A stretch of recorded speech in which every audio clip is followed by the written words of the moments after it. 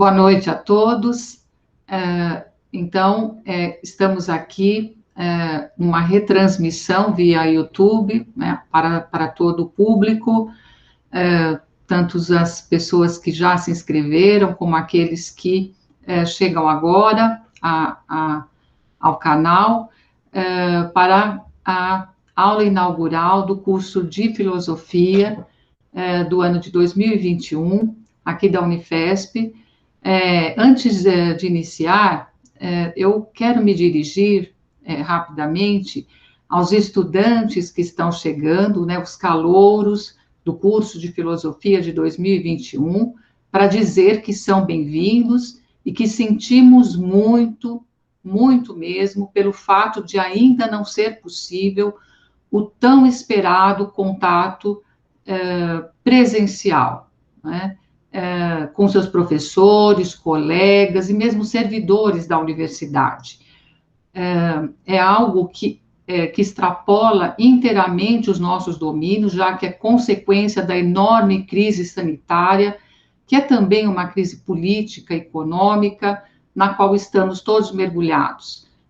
Então se a vida universitária é feita, né, de encontros entusiasmados, dinâmicos, marcados pela convivência de diferentes visões de mundo, pela troca enriquecedora e pela aquisição de diferentes interpretações da realidade, pelos debates, discussões e conversas dentro e fora das salas de aula, né, a participação ativa da vida cultural, social e política, se a vida universitária, né, é isso, né, e muito mais. Então, o atual estado de coisas em que estamos mergulhados pode nos fazer indagar o quanto estaremos perdendo dessa rica experiência juvenil em seu aspecto sensorial, né?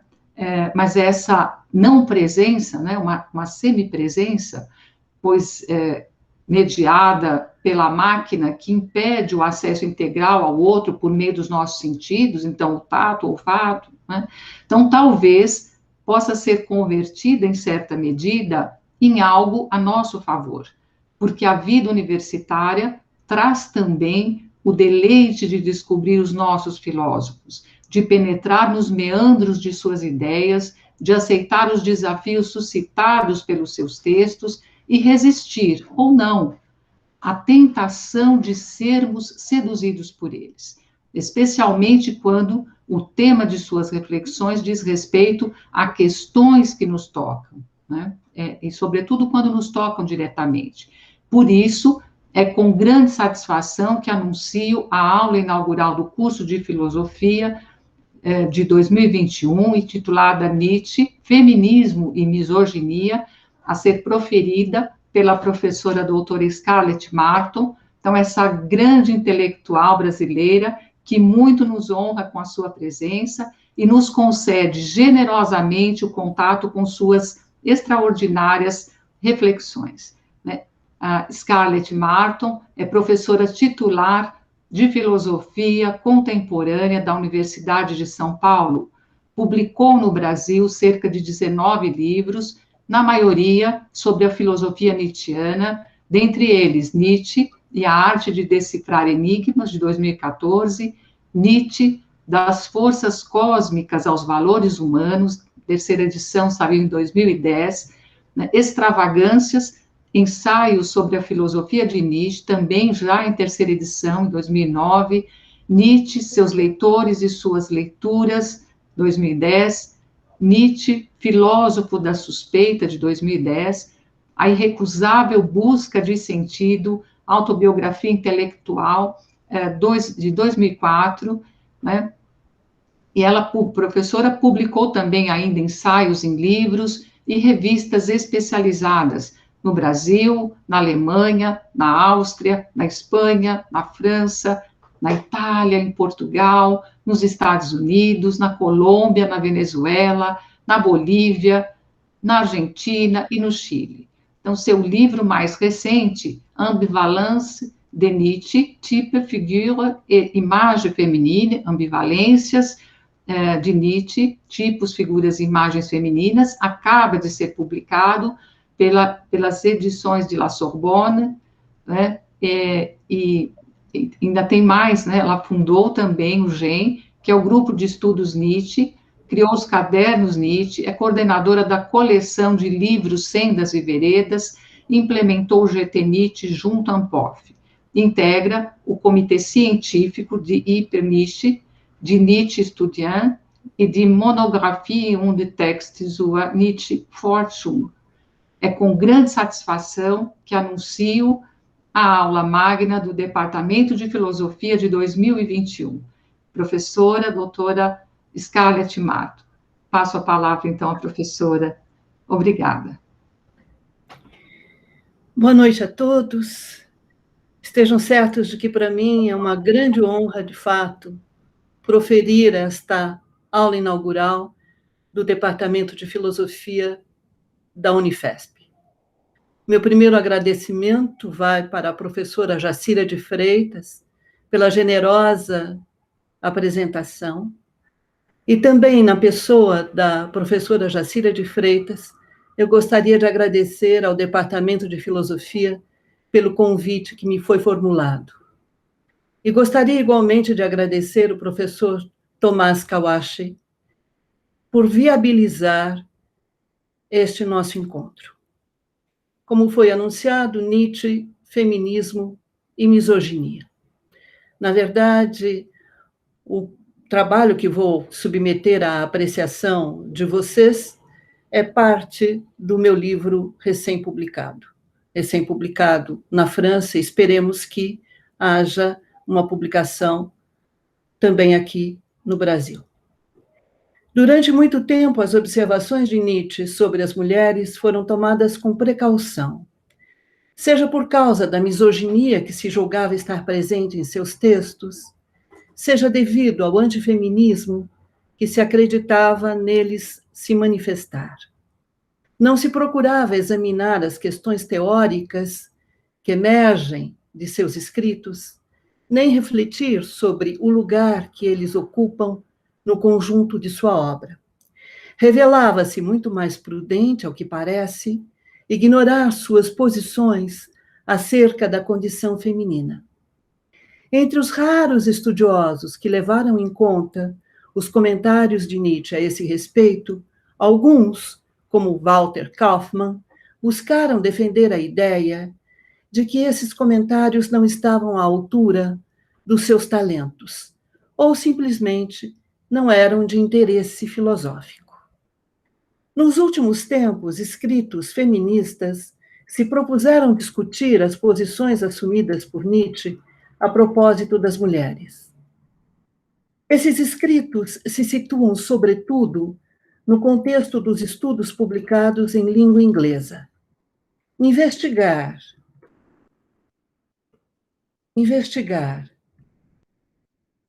as eventuais contribuições da filosofia nietzschiana para a teoria feminista e discutir como interpretar as observações do filósofo sobre o feminino, estas têm sido as vias adotadas. Quanto à primeira delas, ou seja, as eventuais contribuições da filosofia nietzschiana para a teoria feminista, deparam-se inúmeros trabalhos, como os de Kelly Oliver ou Paul Patton. Trabalhos que procuram avaliar as vantagens e desvantagens do uso dos textos de Nietzsche para as questões colocadas pelo feminismo. Há quem advogue a ideia que a escrita de Nietzsche é feminina e quem defenda a posição de que Nietzsche é antifeminista. Há também quem sustente que o seu pensamento permite proceder a uma releitura do cânon filosófico em voga, cânon esse que sempre afastou de seu horizonte de reflexão as mulheres e o feminino. E há quem afirme que se deveria estender à sociedade patriarcal a crítica radical que Nietzsche faz do racionalismo, do cientificismo, do positivismo, em suma, da cultura ocidental. Em nome do feminismo ou da pós-modernidade, evoca-se com frequência o pensamento nietzschiano, em particular nos países anglo-saxões. Em que pese a seriedade e o rigor desses escritos, ocorrem casos em que, em vez de utilizar Nietzsche como caixa de ferramentas para diagnosticar os valores de nossa época, acabam por convertê-lo em instrumento para corroborar posições teóricas ou ideológicas já estabelecidas. Operam, em geral, recortes arbitrários em seus textos. A eles recorrem para sustentar determinadas concepções do feminismo ou mesmo da democracia, adotando um ponto de vista demasiado específico. Alguns escritos se atêm a polêmicas localizadas, por demais marcados pelo tempo e pelo espaço em que surgem, respondem, por vezes, a interesses pontuais. Importa ressaltar, porém, que vários trabalhos feministas tomam como ponto de partida, tanto na Inglaterra quanto nos Estados Unidos, a leitura desconstrutivista inaugurada por Derrida.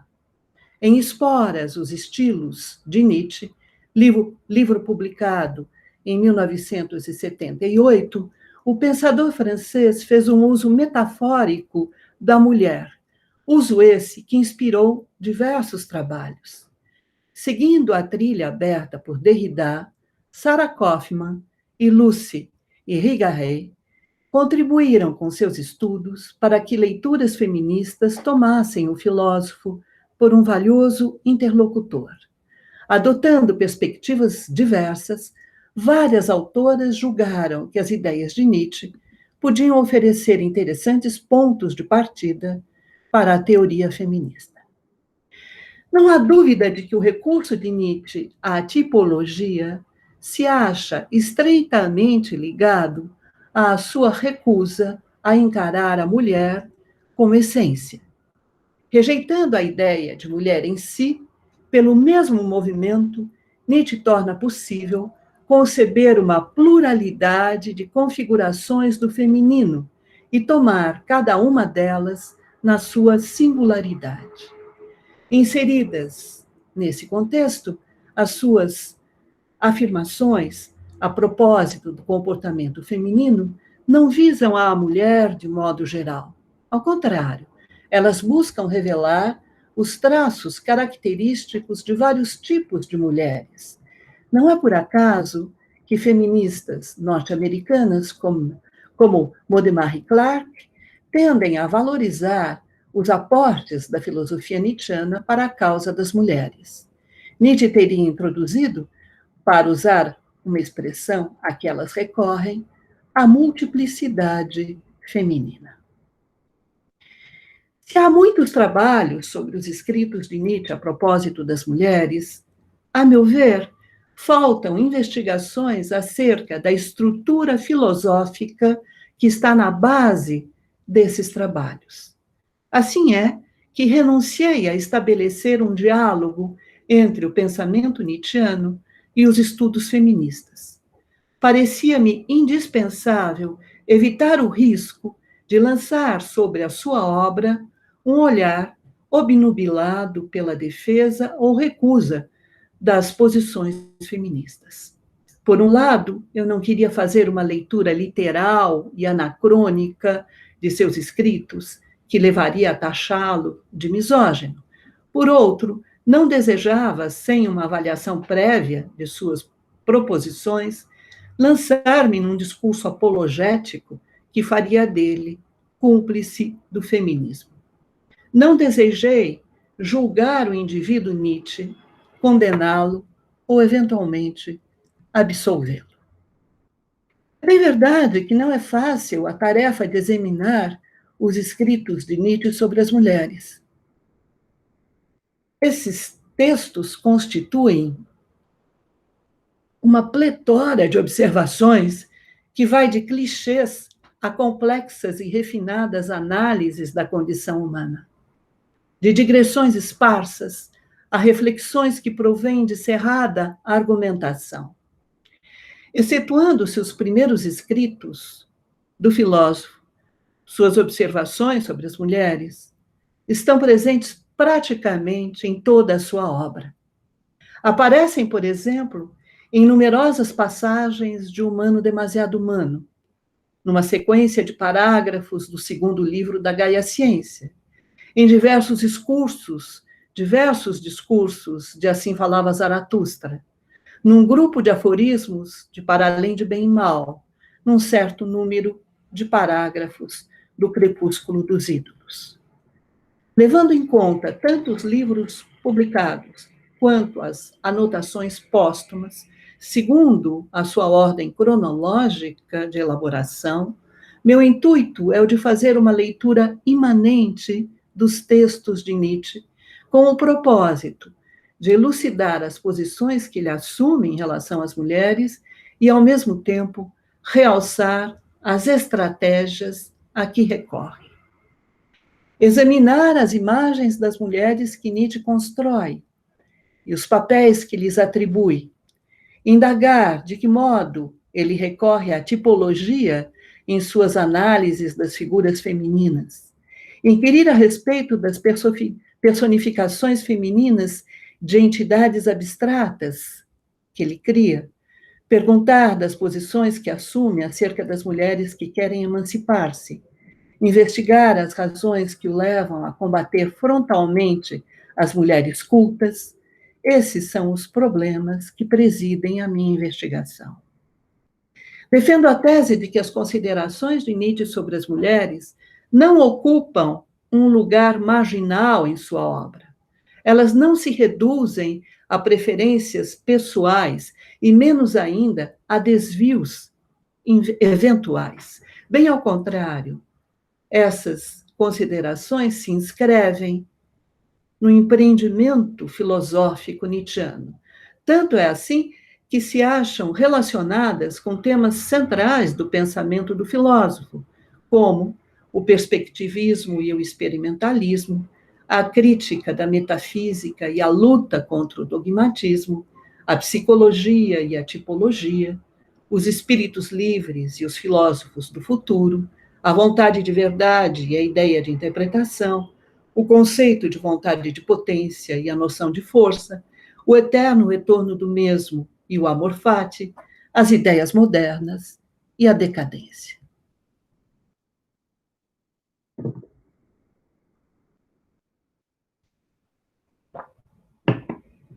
Ao tratar das mulheres, Nietzsche subverte a tradição filosófica que até então raramente encarou as diferenças sexuais como dignas de reflexão.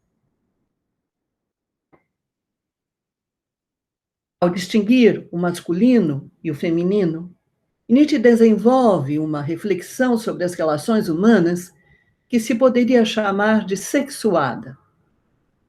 A primeira pergunta que se impõe consiste, pois, em investigar de que modo ele concebe as diferenças sexuais.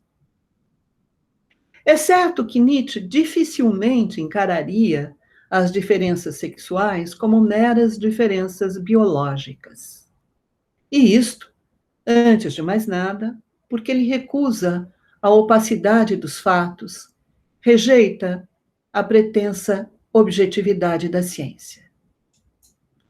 Cito, contra o positivismo, que se detém no fenômeno, só existem fatos, eu diria, não, justamente não há fatos, apenas interpretações. Anota Nietzsche num fragmento póstumo.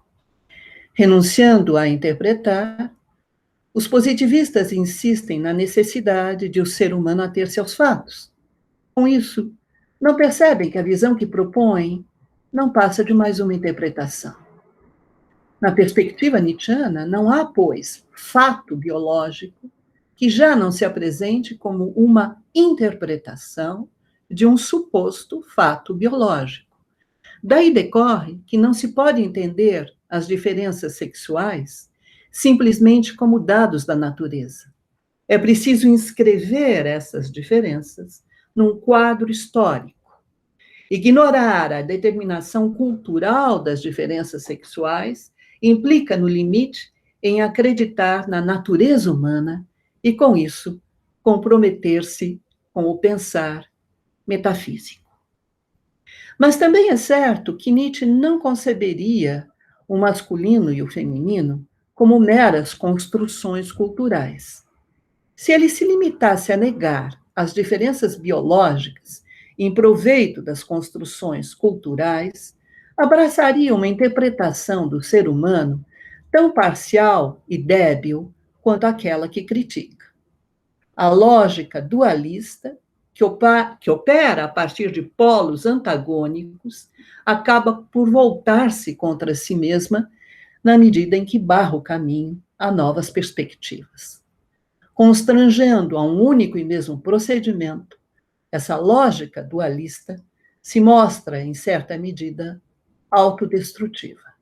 Razões bastantes para não se proceder a uma inversão, desprezando o polo antes valorizado para privilegiar o depreciado.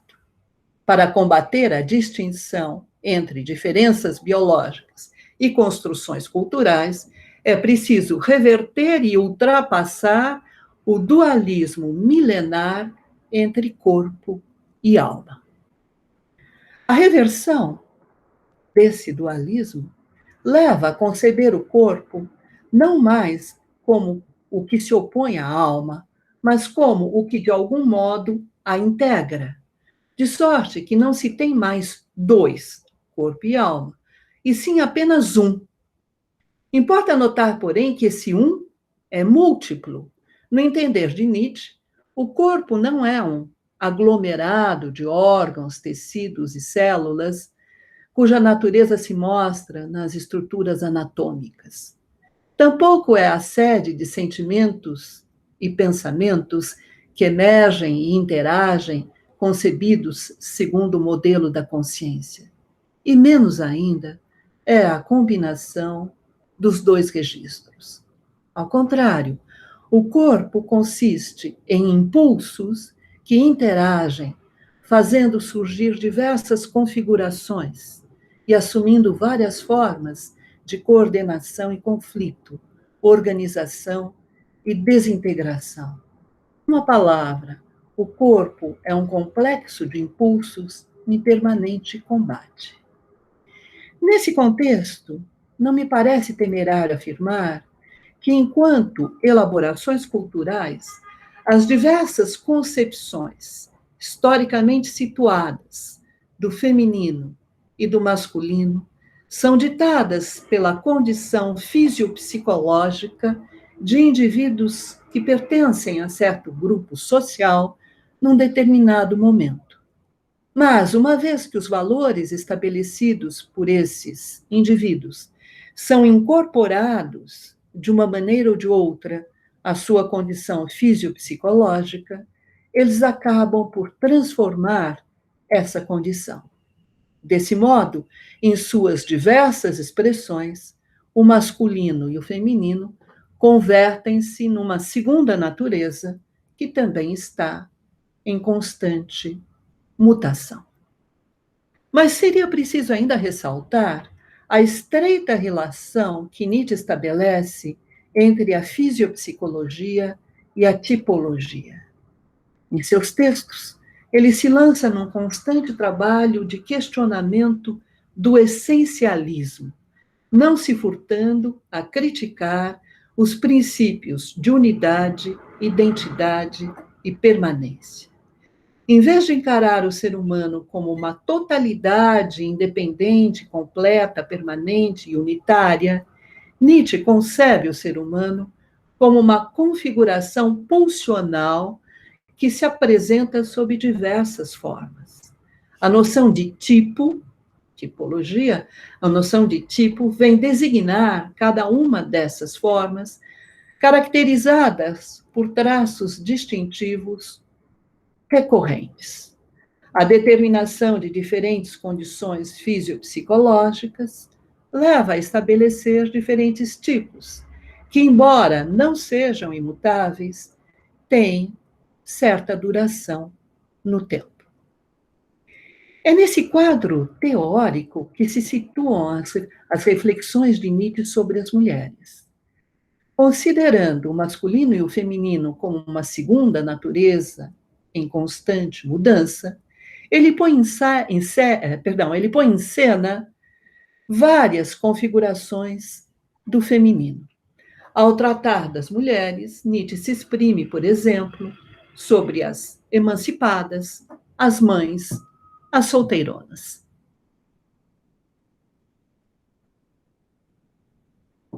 Esses tipos poderiam muito bem ser encarnados por mulheres que Nietzsche teve a ocasião de encontrar no decorrer da vida. Francisca, Elizabeth, e, entre outras, Malvida von Meisenburg.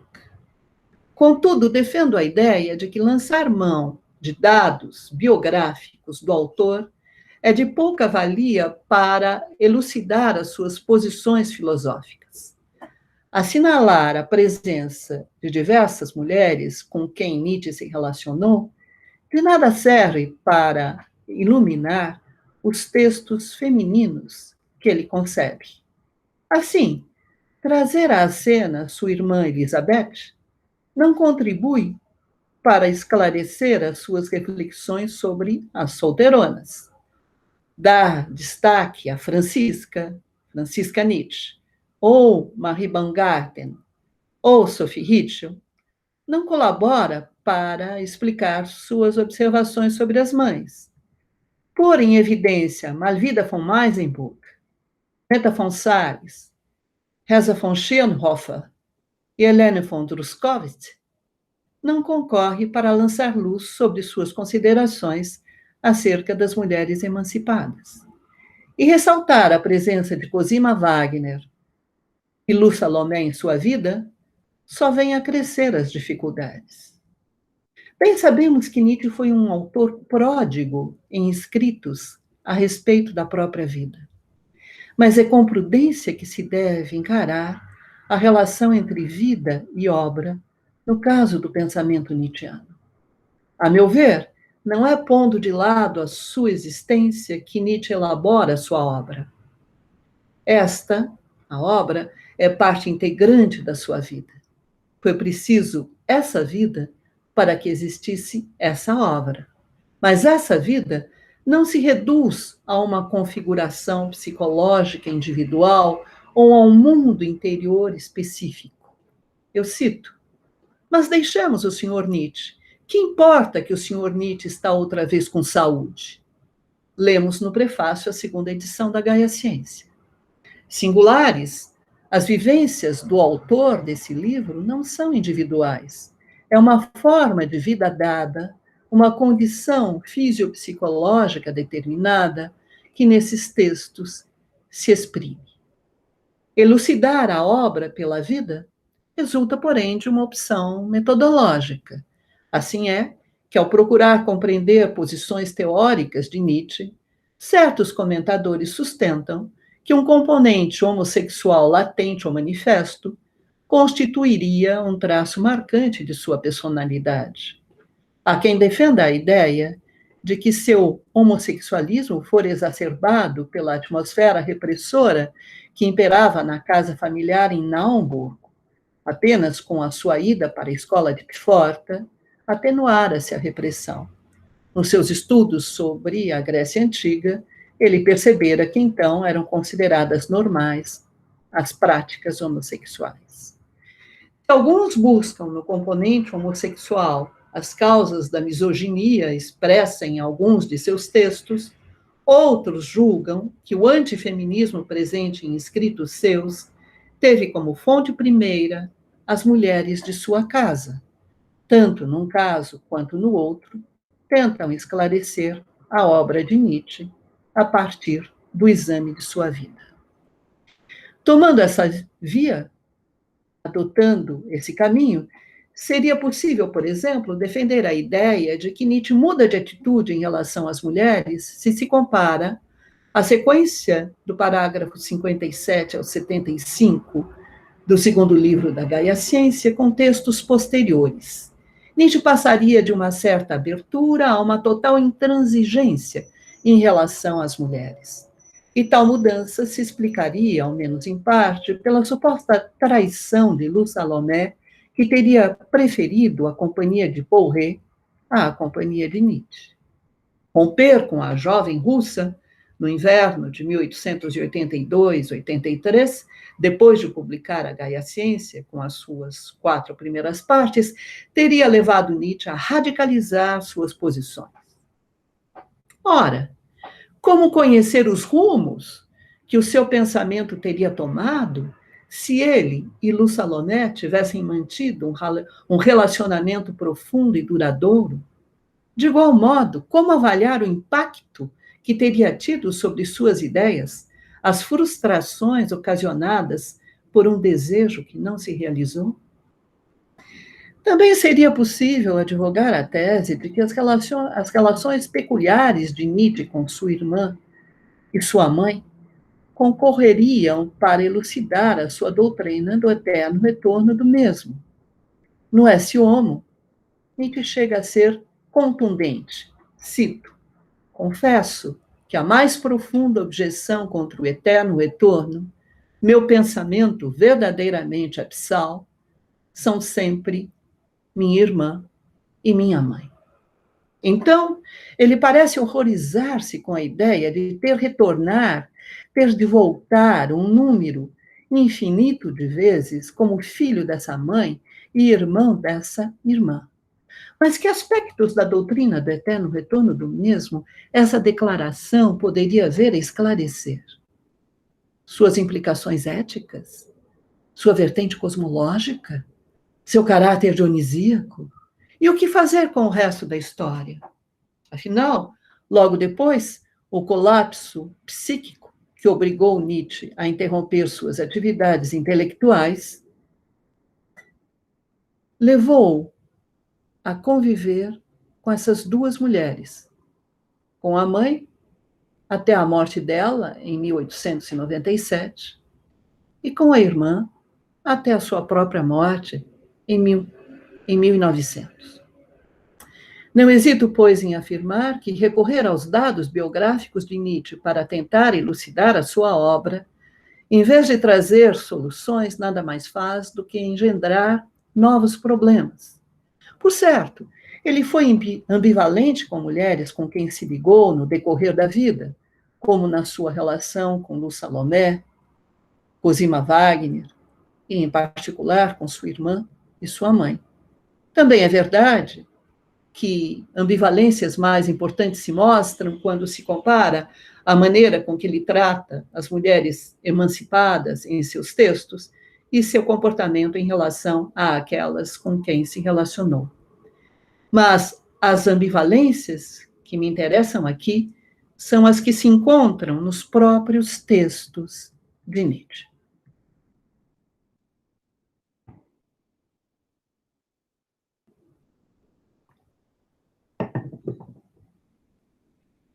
Todas elas me amam, escreve Nietzsche no Esse Homo, e logo acrescenta: com exceção das mulherzinhas vitimadas, as emancipadas, as incapazes de terem filhos. Entendendo que as mulheres que buscam a própria independência são vítimas por não poderem procriar, Nietzsche revela nessa passagem o seu conservadorismo. Na verdade, são vários os momentos de sua obra em que deixa claro o lugar que as mulheres deveriam ocupar na ordem social e os papéis que teriam de desempenhar. O lar seria o seu domínio de atividades, acompanhar o marido e cuidar dos filhos, as suas tarefas. Enquanto as mulheres são feitas para servir, dependendo daqueles a quem servem, os homens julgam fundamental manter a autonomia. Eles revelam, assim, uma condição superior, que lhes permite se dedicarem a grandes tarefas. Por isso mesmo, é com precaução que os homens devem considerar o matrimônio. Na medida em que se trata de um contrato que lhes impõe obrigações, só poderiam aceitá-lo se contribuísse para o próprio desenvolvimento intelectual. Em Humano Demasiado Humano, Nietzsche esclarece as condições que lhe parecem necessárias para que o casamento seja bem-sucedido. Em primeiro lugar, ele teria de se fazer sempre por conveniência, jamais por amor, mesmo porque são as mulheres que idealizam o amor. Depois, seria mais conveniente que os cônjuges não morassem juntos, pois o excesso de intimidade poderia prejudicar a união matrimonial. Além disso, para que essa união fosse duradoura, ela deveria ser entendida como uma boa conversa, de sorte que a sexualidade nela entraria para realizar, nas palavras de Nietzsche, para realizar fins mais elevados, como um meio raro, com vistas à procriação. Daí a importância do papel que o concubinato desempenharia na sociedade.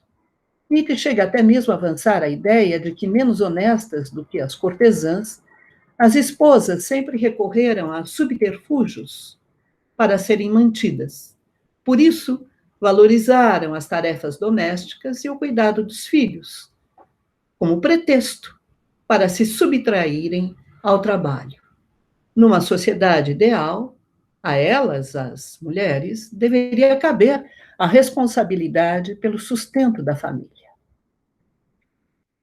É ainda em Humano, Demasiado Humano que aparecem as primeiras ambivalências de Nietzsche em relação às mulheres. No seu entender, incapazes de tomar as rédeas da própria vida, as mulheres se põem a serviço de outrem e, conformando-se às imagens idealizadas concebidas pelos seus amantes, elas não passam de simulacros de mulher. Por outro lado, uma vez que a figura materna desempenha um papel determinante na imagem que os homens têm da mulher, e uma vez que as mulheres têm um comportamento maternal face a seus amantes, elas são responsáveis pelas atitudes que os homens assumem em relação a elas.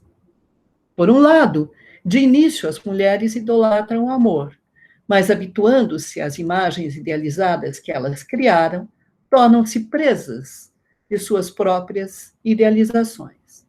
Por outro, tanto em relação aos filhos, quanto em relação aos homens que elas amam, as mulheres buscam exercer o poder.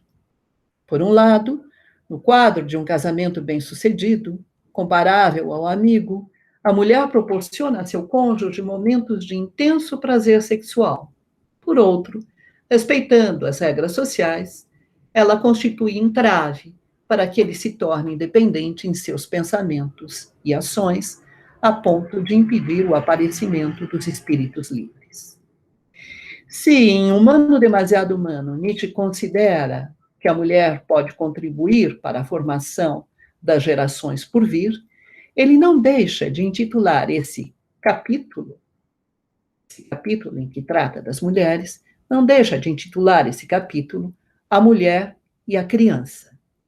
Colocando os dois substantivos lado a lado, Nietzsche dá a entender que a mulher tem a mesma condição que a criança no contexto social. Nenhuma das duas pode pretender se igualar ao homem. Ele deixa ainda ver que o domínio da atividade da mulher, como eu já antecipei, se restringe ao lar. Cabe a ela acompanhar o esposo e cuidar dos filhos.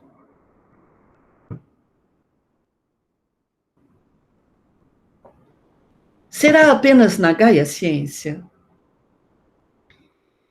que aparecerá com clareza a estreita relação entre o projeto filosófico de Nietzsche e suas reflexões sobre as mulheres. Na sequência de parágrafos que se inicia com o 57 e se encerra com o 75, ele traz à luz duas convicções que constituem o núcleo mesmo da filosofia dogmática: a crença na objetividade e a propensão ao antropocentrismo. Ao mesmo tempo em que combate essas convicções, Nietzsche apresenta as suas próprias posições. Uma vez que seu projeto filosófico pretende pôr fim à primazia da subjetividade, Nietzsche não pode aceitar a ideia de que a objetividade consiste numa maneira de ver desinteressada, neutra e impessoal. Na medida em que um dos pontos centrais do seu projeto filosófico consiste, precisamente, em conceber o homem como uma parte do mundo e não como um sujeito em face da realidade, Nietzsche não pode admitir que o ser humano se considere a si mesmo o centro do universo. Portanto, o combate à ideia de subjetividade e à propensão ao antropocentrismo. Um exame atento dessa sequência de parágrafos do segundo livro da Gaia Ciência, dos 57 ao 75, bem mostra que nela se pode detectar e trazer à luz uma estrutura comparável àquela presente numa outra sequência de parágrafos, a que se inicia no 230 e se encerra no 239, de Para Além de Bem e Mal. Então, para tratar da emancipação feminina, Nietzsche elege como alvo de ataque as concepções metafísicas e, ao combatê-las, apresenta, pelo mesmo movimento, um dos traços essenciais do seu projeto filosófico, o que consiste, eu cito, em reconverter o homem para a natureza. Na sequência de parágrafos da Gaia Ciência, Nietzsche se volta para os realistas e, ao criticá-los, procede da mesma maneira. Aqui, a sua tentativa de animalizar e naturalizar o ser humano se faz presente na exigência de levar em conta suas paixões, seus impulsos e seus afetos. Contudo, isso não impede que novas ambivalências apareçam nesse livro. No prefácio à Gaia Ciência, buscando, uma vez mais, distinguir-se dos filósofos dogmáticos, Nietzsche identifica a verdade à mulher. A seu ver, a verdade, que é mulher, bem sabe que a verdade perseguida pelos filósofos dogmáticos não existe, pois ela mesma não é a verdade que esses filósofos acreditam existir. Em outras palavras, a verdade que é mulher percebe como uma afronta a verdade doutrinária que os filósofos dogmáticos perseguem. Com suas vestes e adornos, cheia de pudor, ela se põe fora de seu alcance. Com grande modéstia, opera num outro registro. Identificando a verdade à mulher para combater a concepção de verdade adotada pelos filósofos dogmáticos, Nietzsche exalta, ao mesmo tempo, a mulher que não consegue, a mulher que não consente integrar-se a eles. Essa nova concepção de verdade, Nietzsche dá o nome de Balbo. Seria preciso lembrar que o prefácio da segunda edição da Gaia Ciência foi redigido em 1886. Nesse momento de seu percurso intelectual, Nietzsche entende que a sua tarefa maior consiste em levar a bom termo o seu projeto de transvaloração de todos os valores. Transvalorar os valores é, antes de mais nada, suprimir o solo a partir do qual eles até então foram engendrados. É também inverter os valores, apreciando tudo aquilo que até então foi temido pela humanidade e depreciando tudo o que até então foi por ela venerado. É ainda criar valores que estejam em consonância com o corpo, com a vida, com a terra. Se levar em conta o segundo aspecto do projeto de transvaloração de todos os valores, ou seja, inverter os valores, apreciando tudo que até então foi temido pela humanidade e depreciando tudo que até então foi por ela venerado, se levar em conta esse aspecto do projeto da transvaloração de todos os valores, é possível compreender que essa nova concepção de verdade que Nietzsche tem em vista, e à qual ele dá o nome de Balbo, remete ao desvelamento ao ser humano de tudo o que fora proibido até o presente. Um desvelamento tão bem figurado pelo gesto indecente de Balbo, dessa figura mitológica, da mitologia grega, que levanta a túnica e mostra o sexo. E se levar em consideração o terceiro aspecto do projeto nietzschiano, ou seja, criar valores que estejam em consonância com o corpo, com a vida, com a terra, também se pode compreender que essa nova concepção de verdade remete à criação dos valores que tomam o ser humano por uma configuração fisiopsicológica. Figura da fertilidade, o gesto de Balbo, dessa figura da fertilidade, pode ser interpretado como uma incitação ao ato sexual. Balbo chama a atenção para a importância do corpo, da vida e da terra. Assim, Balbo designa uma imagem da mulher que está inteiramente em consonância com a própria filosofia nietzschiana. Uma imagem positiva da mulher. Mas é bem verdade, de uma mulher que jamais existiu. Se Nietzsche não hesita em criticar as mulheres humanas, demasiado humanas, ele insiste em expressar a sua estima por aquelas que só existem na imaginação.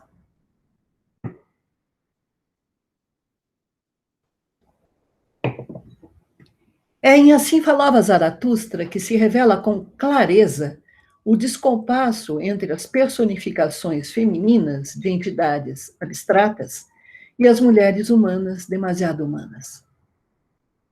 Com a mulher, Nietzsche identifica a solidão, que lhe ensina o que quer dizer o abandono, e a felicidade, que corre atrás dele.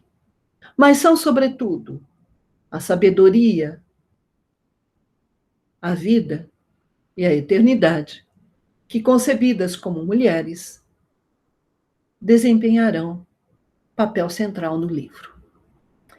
Da sabedoria, Zaratustra torna-se cúmplice. Com a vida, ele se põe a dançar. À eternidade, declara o seu amor.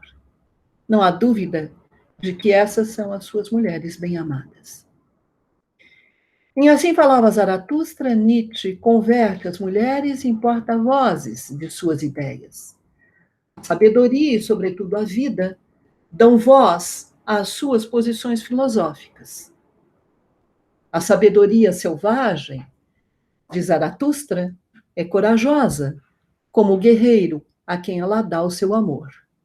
Enquanto guerreiro, Zaratustra quer promover a guerra pelo conhecimento, obedecendo, nas palavras de Nietzsche, ao mais alto pensamento da vida, que consiste na superação do homem. A sabedoria de Zaratustra lhe lembra a vida. Na segunda parte do livro, cabe à vida confiar um segredo a Zaratustra. Na terceira parte, é Zaratustra que partilha um segredo com a vida. Se o primeiro caso diz respeito ao conceito de vontade e de potência, o segundo tem a ver com o pensamento do eterno retorno do mesmo. Importa salientar que as imagens da mulher que Nietzsche associa à vida e à sabedoria são bem distintas daquelas que ele alia às mulheres humanas demasiado humanas. Nietzsche concebe a sabedoria de Zaratustra como corajosa, descuidada, zombeteira, violenta, mutável, obstinada. Encara a vida como cativante, sedutora, tentadora, enlaçadora, mutável. Rebelde, a sabedoria de Zaratustra não se submete aos valores estabelecidos. Feiticeira, a vida esconde ouro em seu seio. Em compensação, Nietzsche entende que as mulheres humanas demasiado humanas estão destinadas à procriação e são feitas para obedecer aos maridos e cuidar dos filhos. Portanto, quando se compara a maneira pela qual Zaratustra concebe as mulheres humanas demasiado humanas e as que são suas mulheres bem amadas, bem notamos que as suas ambivalências nada mais fazem do que pôr em evidência as ambivalências de Nietzsche.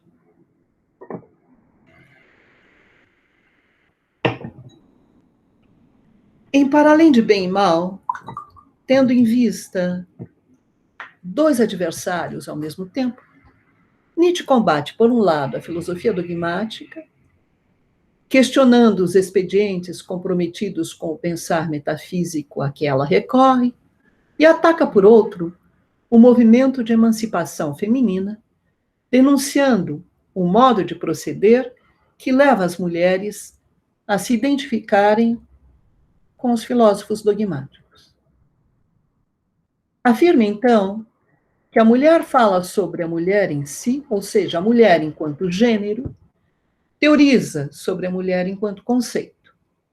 Ao buscar a própria independência, as mulheres põem-se enquanto gênero que, como todo e qualquer gênero, flerta com a universalidade e lançam mão de um conceito que, como todo e qualquer conceito, julga apreender essências. Numa palavra, as mulheres recorrem a expedientes comprometidos com a filosofia dogmática. É reveladora a maneira pela qual Nietzsche discorre sobre as peculiaridades e características femininas em Para Além de Bem e Mal. Atribuindo às mulheres, entre aspas, astuciosa agilidade ferina, ele dá a entender que ágeis, elas muito rápido fazem operar a astúcia que, igual à de uma fera, corre o risco de mostrar-se perversa e cruel. Entendendo que tem, cito, ineducabilidade, selvageria interior, deixa entrever que egoístas são incapazes de uma relação interpares e selvagens sequer podem ser adestradas nesse sentido. Imputando-lhes, entre aspas, caráter inapreensível, vasto, errante, no que se refere a seus desejos e virtudes, Nietzsche leva a crer que imprevisíveis elas não são dignas de confiança e volúveis não se deixam capturar. Em vez de apreciarem uma existência calma e harmoniosa, as mulheres não hesitam em se deixar levar por sentimentos hostis aos homens. Desconsiderando o princípio de equidade, elas se empenham em encontrar os pontos fracos dos homens, para atacá-los. Enquanto os homens conseguem conter a expressão dos próprios sentimentos, as mulheres não se limitam a exprimi-los, mas deles se servem para apunhalar sem dó os seus adversários. Em suma, a mulher é como um pássaro raro, diz Nietzsche, e deve ser tratado como algo que se prende para que não fuja voando. Ela é como, cito, um animal doméstico, bem delicado, curiosamente selvagem e frequentemente agradável. Contudo, é preciso que os homens não se esqueçam de que esse belo animal tem sempre, nas palavras de Nietzsche, uma garra de tigre por baixo da luva. Em Para Além de Bem e Mal, Nietzsche procura mostrar o despropósito das iniciativas das mulheres que se dispõem a esclarecer quem são e o que lhes cabe. Afirma que à mulher é necessário pudor, por ela ter muito o que esconder. Mas vale que esconda, cito, mas vale que esconda o que possui de pedante, superficial, doutrinário, presunçoso, desenfreado e modesto. Mais vale que esconda tudo isso que até o momento e no fundo só o temor ao homem reprimiu e conteve da melhor maneira. Fim da citação. Em vez de tomar a palavra, discursar e argumentar em favor da própria independência, a mulher deveria servir-se dos traços que lhe são peculiares: o belo, o faceiro, o gracioso, o lúdico, o leve, o suave, o agradável. Pois, no entender de Nietzsche, são precisamente esses seus traços que os homens apreciam. Assim sendo, à mulher cabe tão somente continuar a corresponder ao que dela se espera.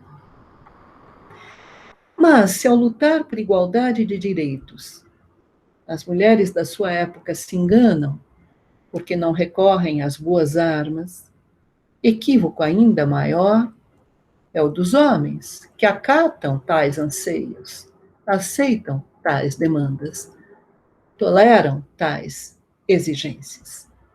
Da perspectiva nietzschiana, ceder à ideia de igualdade quando se pensa em problemas relativos à política, à ordem social e à educação, ceder à ideia de igualdade é traço distintivo de pensadores superficiais, incapazes de conceber a mulher, cito, incapazes de conceber a mulher como posse, como propriedade a manter sob 7 chaves, como algo destinado a servir. Fim da citação. Esses doutos jumentos masculinos, a expressão é de Nietzsche, não hesitam em incentivar as mulheres a se educarem, se informarem, participarem da política. Começam a incitá-las, e aqui Nietzsche tem um alvo muito preciso, ele está pensando em John Stuart Mill. John Stuart Mill, que caminhava nessa direção, apoiava o movimento nascente de emancipação feminina, e mais ainda, se casou com uma feminista, Harriet Mill, e publicou junto com ela vários textos em defesa da emancipação das mulheres. Mas Nietzsche critica radicalmente Stuart Mill e qualquer outro pensador que se ponha a favor da independência das mulheres. Começam a incitá-las a se dedicarem à literatura e a apreciarem a música. Passam a encorajá-las a se afastarem da religião e a praticar o livre pensar. Acabam por induzi-las a abandonar, nas palavras de Nietzsche, sua primeira e última ocupação, que é gerar filhos robustos.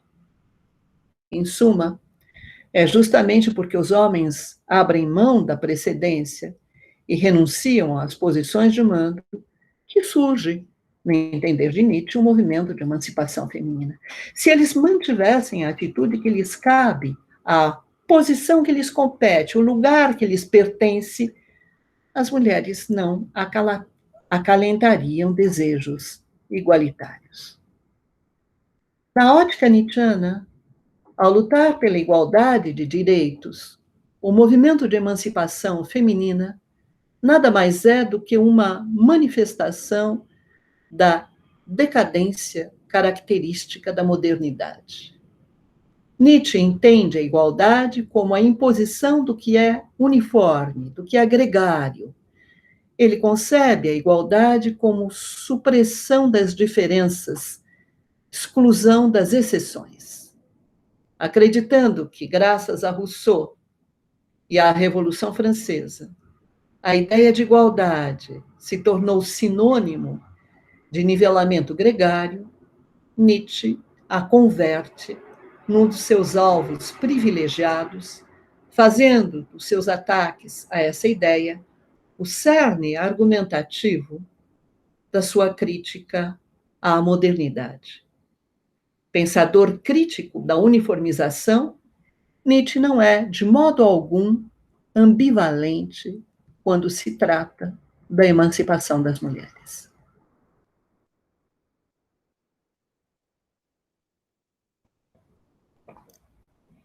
Examinados de perto, os textos de Nietzsche revelam que as mulheres que escrevem livros são as que mais o intrigam. Que uma mulher trate de questões que dizem respeito ao seu papel de mãe e esposa, isso pode ser aceito. Que ela se dedique ou se empenhe ocasionalmente, sob o impacto de uma emoção, a escrever livros, isso pode ser admitido. Que ela use da pena como um ornamento, isso pode ser tolerado. É o caso de algumas escritoras francesas, como Madame Lambert ou Madame de Rémusat. Entre os textos de Madame de Rémusat, encontram-se memórias, cartas e um livro intitulado Ensaio sobre a Educação das Mulheres. E entre os escritos de Madame Lambert, acham-se livros relativos aos problemas de educação das crianças. Contudo, essa maneira de pensar contrapõe-se à atitude que Nietzsche assume em relação a outras autoras, a 3 outras escritoras francesas, como, por exemplo, aqui, essas 3 escritoras francesas, Madame Roland, Madame de Staël ou George Sand. Nietzsche as critica porque intervêm em domínios de ação anteriormente reservados apenas aos homens.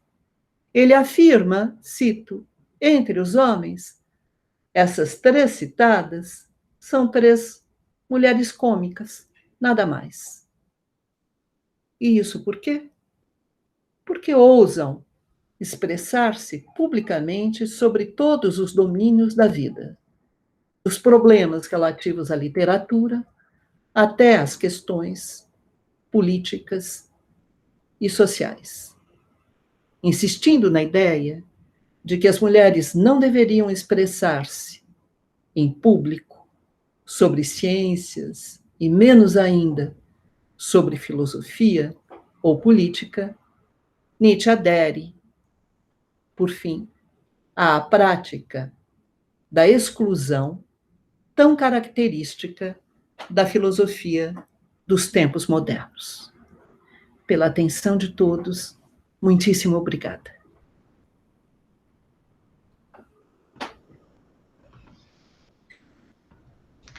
Os nossos melhores agradecimentos à professora Scarlett, uma das nossas mais brilhantes intelectuais brasileiras.